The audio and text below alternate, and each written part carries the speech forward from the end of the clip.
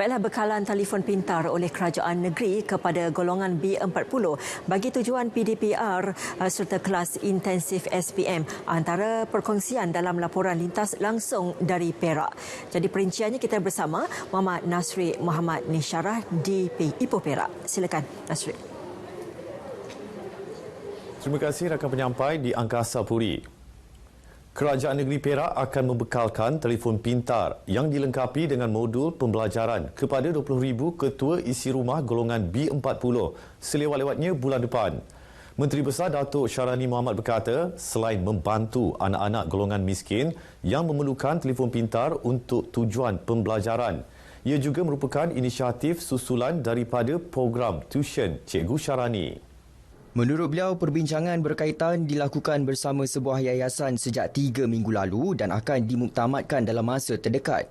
Perbincangan itu berhasil, saya harap dia berhasil. Kerana kita dah mula berbincang, 2-3 minggu dah berbincang. Cuma nak lihat di mana kesesuaian dia saja. Kalau ia berhasil, maknanya kita nak cuba launch dia pada Mac. Akan dapat membantu keluarga miskin yang tak ada keupayaan untuk menyediakan device ini. Jadi kita akan sediakan device ataupun smartphone ini bersama-sama dengan dia punya modul pembelajaran. Beliau berkata demikian selepas menyampaikan sijil penghargaan program pecutan akhir kelas SPM 2020 Dun Kota Tampan kepada guru-guru terlibat. Sementara itu, di Parlimen Sungai Siput, seramai 1,080 orang pelajar sekolah menengah menerima sumbangan peralatan alat tulis melibatkan nilai keseluruhan RM21,600. Sumbangan disampaikan pengerusi Jawatan Kuasa Infrastruktur, Tenaga, Air dan Pengangkutan Awam Negeri merangkap Ahli Dewan Undangan Negeri Lintang, Datuk Muhammad Zulkafli Harun. Wajib kita memberikan perhatian kepada anak-anak kita yang menghadapi pandemik COVID-19 yang mempunyai kekangan, halangan untuk mereka mendapat pelajaran secara normal bersemuka di kelas di sekolah, tetapi pada kali ini mereka belajar secara online. Bagi pengetua sekolah-sekolah terlibat, bantuan tersebut memberi lebih motivasi kepada pelajar untuk menghadapi peperiksaan. Pelajar saya di SMK Baung ni terputus sikitlah bantuan bila ibu bapa dia berada di pos, berada di pedalaman. Jadi bila ada bekalan yang macam ini dapat membantu dan juga memberi semangat.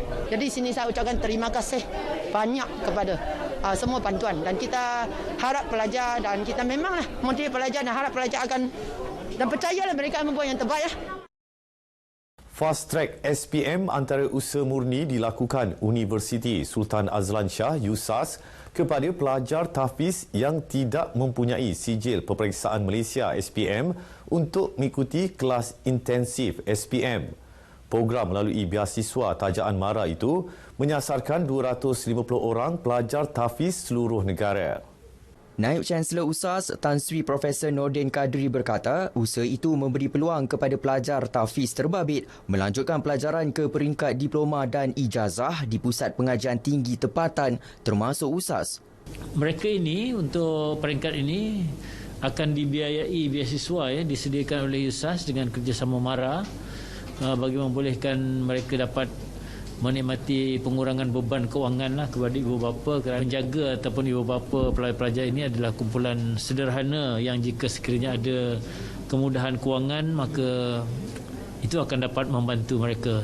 Beliau berkata demikian pada majlis menandatangani perjanjian persefahaman antara USAS, Institut Kemahiran Islam Darul Rizwan Iqdar, Persatuan Madrasah Tahfiz Al-Quran Malaysia Permata Al-Quran dan Yayasan Pendidikan Mahat Tahfiz Al-Quran wal Qiraat Ad-Din Perak di USAS. Mengulas lanjut, ujarnya 79% mahat tahfiz di negara ini tidak menawarkan pembelajaran akademik sekaligus menyukarkan pelajar tahfiz melanjutkan pelajaran di IPT tempatan. Jabatan Kastam Diraja Malaysia JKDM Perak menjalankan kawalan ketat di sempadan Malaysia Thailand sejak 18 Mac tahun lalu susulan pelaksanaan Perintah Kawalan Pergerakan PKP di negara ini. Pengarah JKDM Perak Dr. Muhammad Saprim berkata, ia bagi mengekang kes import COVID-19 terutama membabitkan pihak yang cuba menyelundup masuk melalui pelbagai laluan tikus yang juga digunakan untuk aktiviti penyelundupan.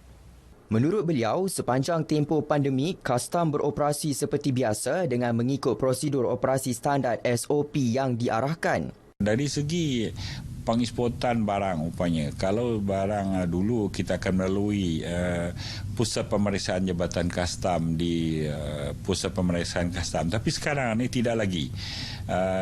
Barang yang dari Thailand umpamanya akan hanya akan berada sehingga ke pusat pemeriksaan di Betong. Dan begitu juga barang-barang daripada Malaysia yang dibawa ke Thailand. Mengulas lanjut, beliau berkata bagi tempoh Januari hingga Disember tahun lalu, pihak JKDM Perak telah berjaya menggagalkan 221 kes penyeludupan melibatkan rokok dan minuman keras bernilai lebih RM1 juta, manakala nilai cukai melebihi RM10 juta. Beliau berkata demikian ketika ditemui RTM dalam sidang media khas di Ipoh. Sekian paparan berita dari Perak. Kita kembali kepada rakan setugas di Angkasa Puri. Baik, Muhammad Nasrid, terima kasih.